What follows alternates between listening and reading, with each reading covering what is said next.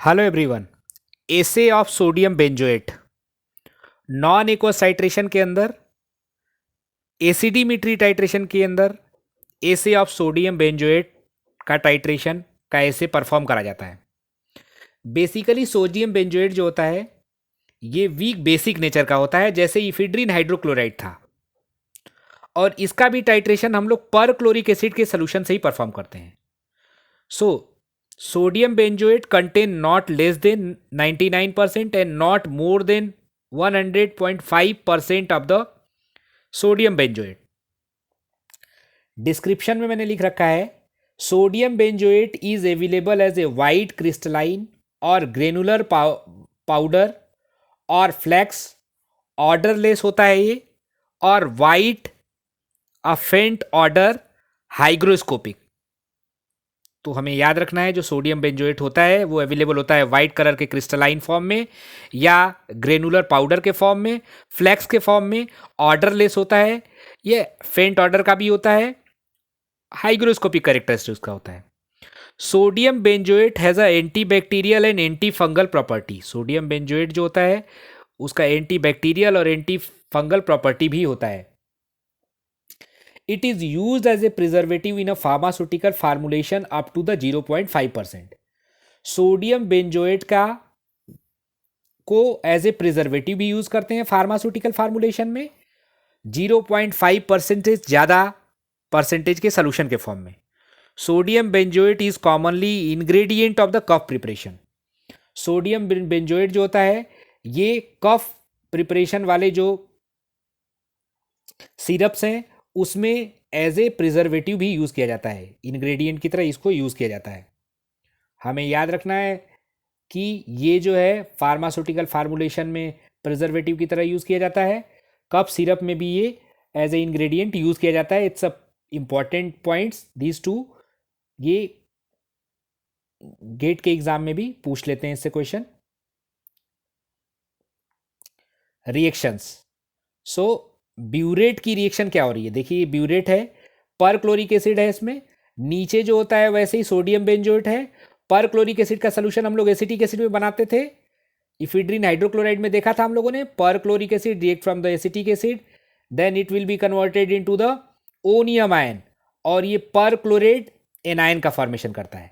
तो ओनियम आयन जो है ये मैंने बताया था कि ये acetic acid as a secretary work करता है, पर क्लोरिक एसिड से प्रोटॉन को लेता है, ओनियम आयन का फॉर्मेशन करता है, और जहाँ भी जरूरत पड़ती है वो इमीडिएटली जो है जस्ट लाइक जैसे सेक्रेटरी वर्क करता है किसी चीज़ को देने के लिए अपने हेड बोस जो है वो पर क्लोरिक एसिड है, उसका प्लस H+ आयन जो प्रोटॉन है उसको एक्सेप्ट करता है ये acetic acid and converted into the onium ion, और ये एक्टिव फॉर्म में रहता है, जहाँ भी जरूरत पड़ती है प्रोटॉन को डोनेट कर सकता है।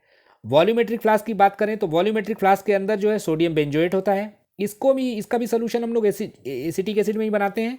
एसिटिक एसिड में जब इसका सोल्यूशन बनाते हैं हम लोग तो क्या होता है, ये सोडियम एलिमिनेट हो जाता है इसका, और it will B because the acetic acid is a weak acid but it will B protonated through small amount of protonation is happening here, थोड़ा सा प्रोटोनेशन हो जाता है। कभी ये इमीडिएट जो है बेंजोएट जो है सोडियम बेंजोएट जो है उसका Na+ और H दोनों अटैच होते हैं यहाँ, मतलब ये बेंजोइक एसिड में भी बन जाता है कुछ अमाउंट में, और कुछ एसीटेट आयन के फॉर्म में भी सोल्यूशन में होता है। सो एक्चुअल रिएक्शन हम लोग इसके बेसिस पे हम लोग क्या लिख सकते हैं, एक्चुअल रिएक्शन हम लोग लिख सकते हैं कि जो ये सोडियम बेंजोएट है पर क्लोरिक एसिड से रिएक्ट करा, then finally it will be react from these H+ ion को इसने अटैच किया और ये बेंजोइक एसिड बनाया, and it will be converted into the sodium perchlorate के फॉर्म में कन्वर्ट हुआ। सो इसमें प्रोसीजर लिख लें, ये जो HClO3 है इसके जगह पे हम डायरेक्टली ये ओनियम आयन भी लिख सकते हैं, क्योंकि ओनियम आयन ही प्रोटॉन को डोनेट करता है रिएक्शन मिक्सचर में, हम ऐसे भी लिख सकते हैं, समझाने के लिए मैं आपको बता रहा था यहाँ पे। सो प्रोसीजर पे आ जाए, transfer about 0.6 gram accurately weigh to a 250 ml of beaker. सबसे पहले हम लोग 0.6 ग्राम जो है सोडियम बेंजोएट को वे करते हैं, 250 ml वाले बीकर में ले लेते हैं, ऐड करते हैं 100 ml of the glacial acetic acid, stir करते हैं, until the, जब तक कि सैंपल इज कंप्लीटली डिजॉल्व ना हो जाए, until the sample is completely dissolved, जब तक सैंपल का पूरा उसमें सोल्यूशन ना बन जाए, डिजॉल्व ना हो जाए, तब तक उसको शेक करते हैं.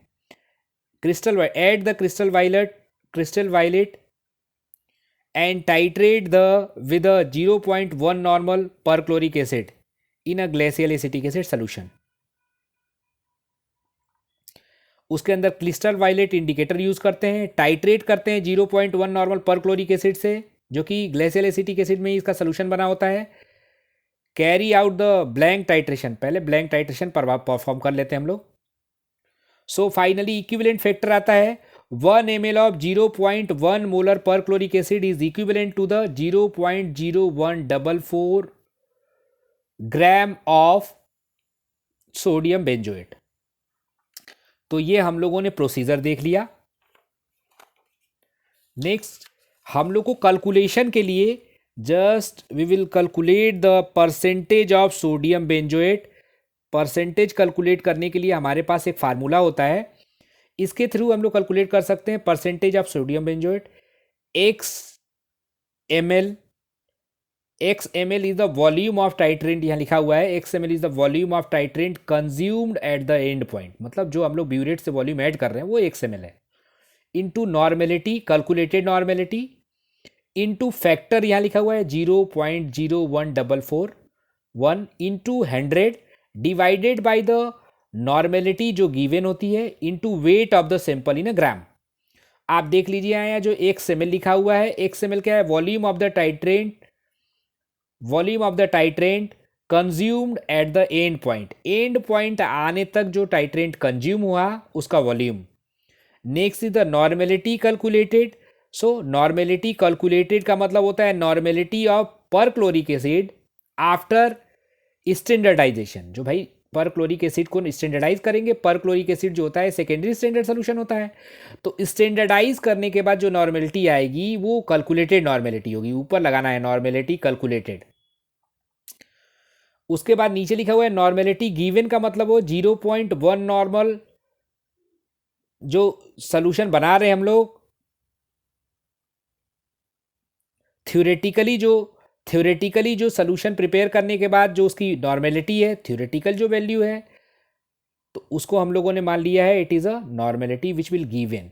सो finally through this formula we can calculate the percentage sodium benzoate. Thank you. Thanks to all.